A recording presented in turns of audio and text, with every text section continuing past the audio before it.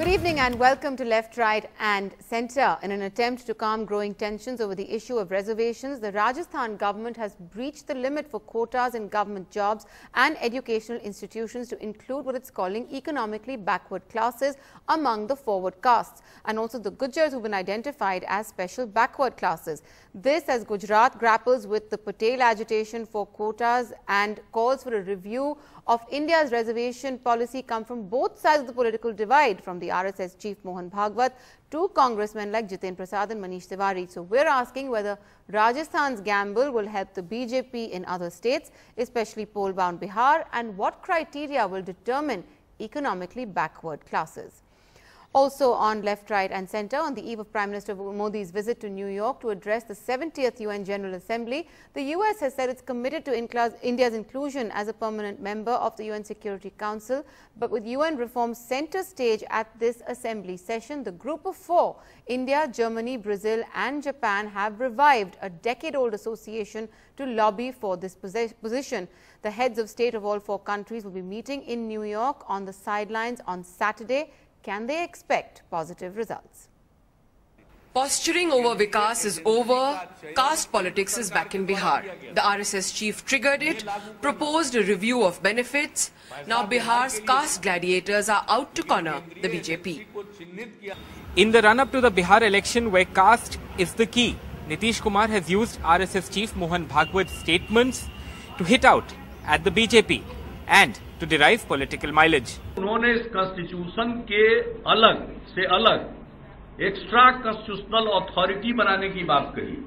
जैसे अगर supreme court के कॉन्स्टिट्यूशन बेंच का कोई फैसला हो गया तो वो अंतिम है, उसके बाद कुछ नहीं है।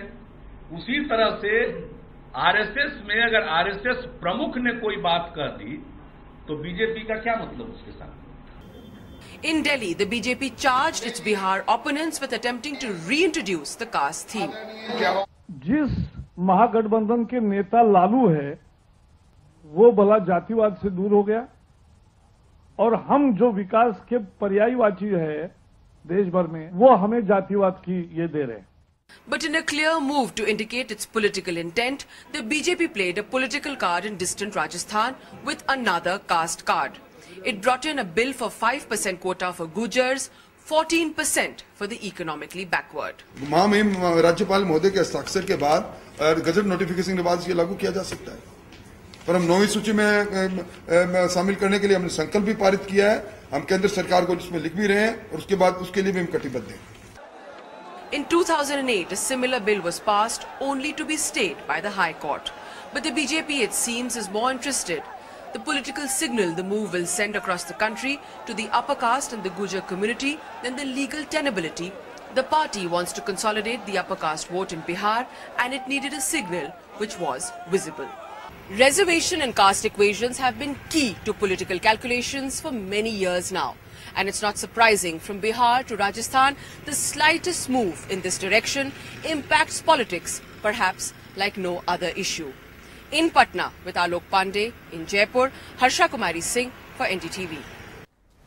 Well, as we said, the big question that Rajasthan has opened up for us today: who are these economically weaker, economically backward classes? Who will determine who they are? What are the criteria? Will the government, of course, accept these changes in the 9th schedule? Lots of big questions. But joining me to discuss all these things in the studio, we have from the Congress, Sharmisha Mukherjee joining us. We also have from the community, the founder of the Gujar Andolan, Dr. Roop Singh joining us, and Professor Shiv Vishwanathan, sociologist, with us. We are being joined by Sanjay Hegde, leading Supreme Court advocate. From the BJP in Hyderabad, we have their spokesperson Krishna Sagar Rao, as well as Pavan Verma from the JDU joining us. Thanks very much, all of you, for being on this discussion tonight.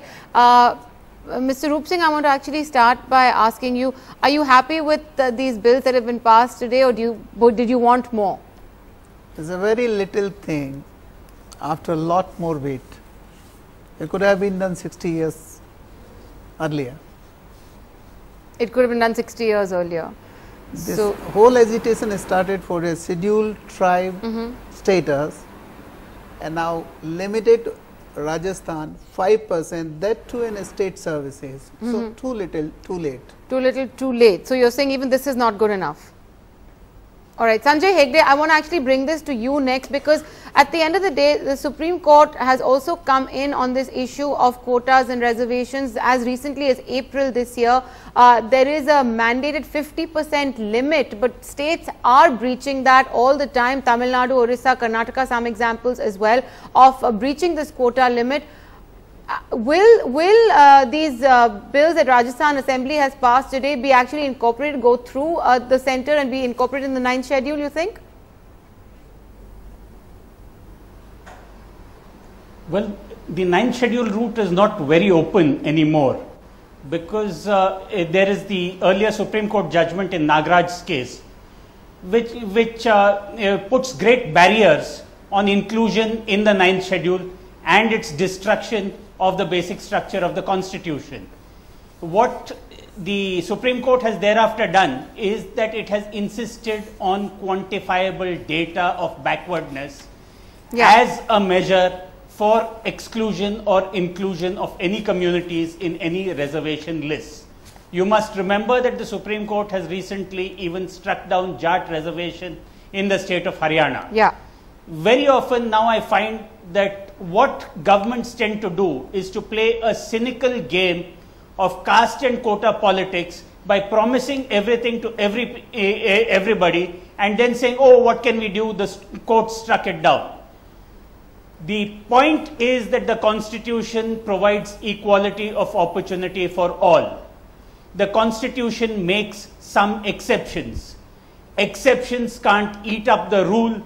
Therefore, the Supreme Court has defined that the rule is that at least 50% must be kept for open competition. Yeah. Any breach of that 50% rule will be seriously viewed at some date, but most governments know that they are unlikely to be in power at the future date when the cows come home calling. Okay, all right, Krishna Sagar Rao, I want to ask you actually, you know, the Rajasthan government has gone ahead and passed these bills. It's in its own assembly. They had done this in 2008, 2009 as well at the height of the Gujar agitation. One bill that was struck down by the High Court. Now this is the second attempt.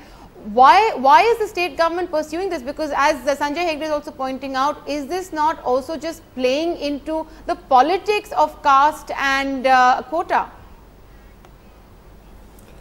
Maya, there are no elections due in Rajasthan at this point of time. No. Even the civic polls, are over. So there is no politics. There is zero politics in this initiative.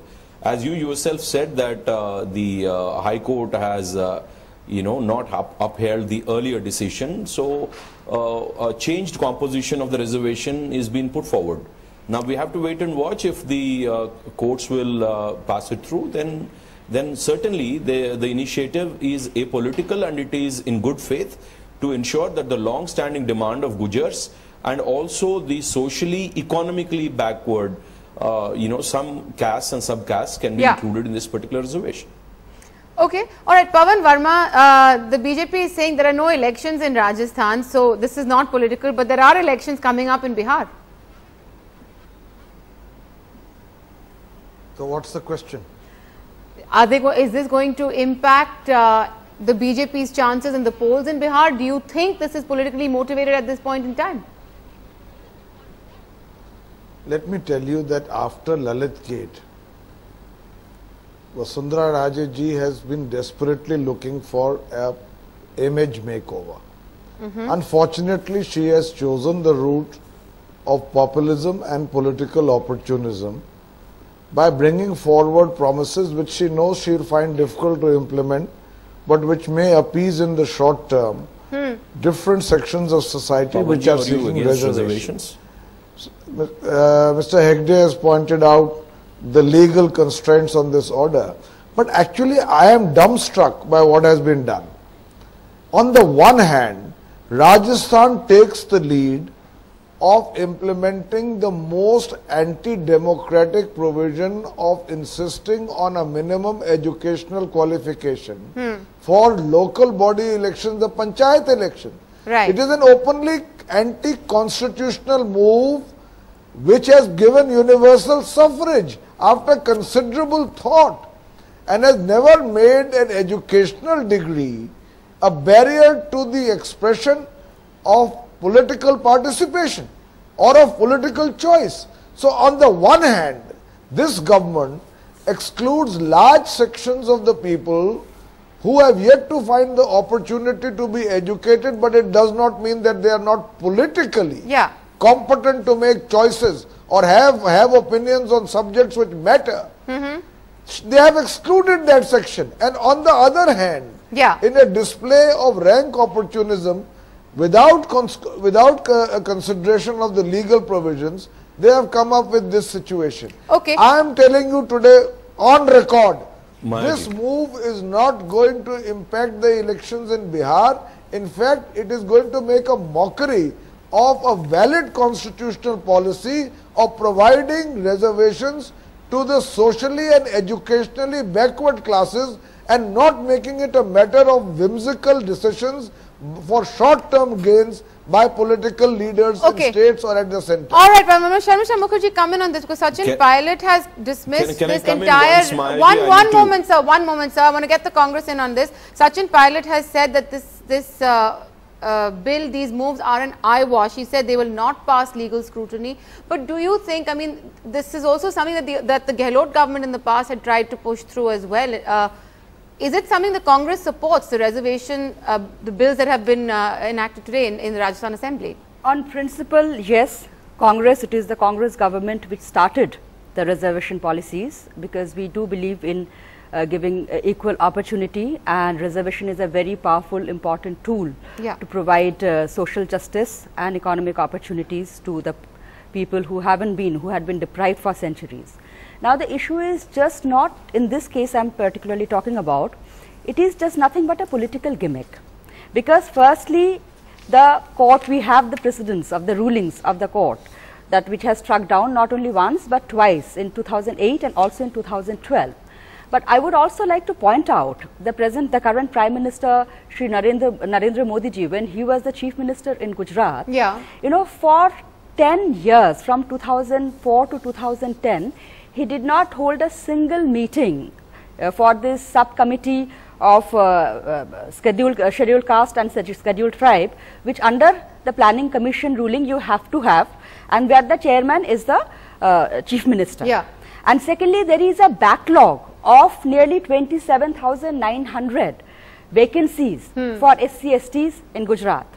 There is also a Planning Commission ruling that you have to have the budget allocation in terms of population. So this shows clearly the intention, because where already the laws are there, already the provisions are there, but the government is not implementing, and under the same government, and in a different state, another Chief Minister comes and just lays out this card of reservation. Those are the differences within the BJP, but isn't it also a little hypocritical for the Congress to say, yes, we supported this, yes, we were also pushing for this, but now this is a political gimmick? No, it's not a question of now this is a political gimmick. As I say, that definitely on principle, we do support it, but also you have to see the intent, behind the act. That is the government serious about it? There's a difference here. Shiv Vishwanathan, do the ends justify the means? Look, I think you're confusing the normative and the realistic. Yeah, one moment. Let's be very cleir. You've polled the piety of parties. Okay? Each one more politically correct than the other. Each one citing a statistic as if it's a moral bit. Let's be very clear. What's happening here is something. Electoral democracy is fighting democracy. Distribution is fighting justice. I think let's be very clear. Drop the piety. I think what's happening here is the reservation thing has become a kind of caste roulette. Each party will make a bid on the quota. The Supreme Court may knock it or not knock it. So it's a kind of game of luck played by cynics, all pretending to be politically correct. And as a sociologist and a citizen, I'm horrified by what's happening. All right, BJP, respond to this. Maya, it is, I mean, I have heard Pawanji, and it is quite, I mean, with due respect, it's quite juvenile to state Rajasthan initiative is political, while he is also at the same breath, but that's something that many of the panelists are saying. Now, No. Now I'm talking about Pawanji. But Pawanji has to clarify whether he's for or against that reservation which Rajasthan has proposed. Number one. Number two, he's talking about RSS chief. RSS chief statement has been twisted to make it political, to take advantage of it by Bihar leaders, both Nitish ji and Lalu ji. Now, he understands the history of Bharatiya Janata Party, even Bharatiya Jansangh. In 1978, the Mandal Commission was formed under our watch. We are a country of endogamous groups. And now that is the time when Bharatiya Jansangh supported the Mandal Commission, initiation. Okay. Even if you look at the National Front, the Mandal Commission report was submitted under a watch when we were outside supporters. And then the implementation of OBC reservation happened while on the watch of the Bharatiya Janata Party's support in the National Front. So we were always for the socially, educationally, economically backward affirmative action. All right, Krishna Sagar Rao, let Pawan Verma Our respond. ideology is never different. Mr. Rao, so let Pawan Verma respond. I think Pawanji has to get his act together. Let him respond, and he has to clarify whether he is for or against. Okay, Pawan Verma, are you for or against? Question from the BJP, but Shiv Vishwanathan will bring you in as soon as Pawan Verma responds. Yes. No, BJP is very clear. Mr. Rao, one moment, I think they have to first be clear. Mr. Rao, could you please let the person you've asked a question to respond? Thank you. Sure. Mr. Rao is obviously very agitated because today the absolute supremo of the BJP RSS Parivar has expressed deep reservations on a constitutionally approved policy of reservation. Maya, I want to make one thing clear. Tell me what I stated is wrong. Economic growth and social justice are two sides of the same coin. It is for this reason that in our constitution, the founders of our republic put in affirmative action for the scheduled castes and scheduled tribes. And subsequently, as democracy gained strength, other castes which were backward were included, and backward on two grounds identified by the Supreme Court and the Constitution, which were socially and educationally backward. So there are provisions laid down by which you combine economic growth and development with social justice, and I believe there is nothing wrong in that. Now what has happened in Rajasthan? And what is Mr. Bhagwat saying? On the one hand, Mr. Bhagwat is saying that reservations should be done away with. Mr. Bhagwat's comments have also had a ripple effect on the campaign in Bihar. Okay, Shiv Vishwanathan, come in. He did not say 20 seconds more. In the context of Mohan Bhagwat's comments, right now. Firstly, Mr. Rao, could you be parliamentary outside Parliament for a minute? First thing, let's be very clear. When you define a country as a collection of endogamous groups, you ignore citizenship. And I find your history of caste overruling citizenship a bit frightening in your theory of democracy. Pawan should be even more worried than he is. What is our constitution saying? 16th article, 14th section. Okay, all right. Let's bring this back to Mr. Roop Singh as well. So you're hearing the debate.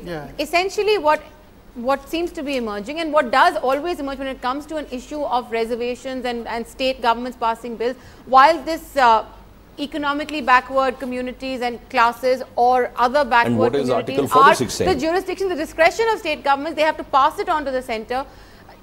Ultimately, it is about playing politics. In Rajasthan, we've seen communities totally divided over demanding reservation. I agree with you, ma'am. It is between a state and the communities which are most backward, which have not been heard for last 60 years. Now suddenly this party or that party seems like they are doing favor to us. The same bill was passed by all parties, including the Congress. Yes. I would like to. The same bill was passed. And the same bill was challenged. The governor waited for 2 years to sign that bill.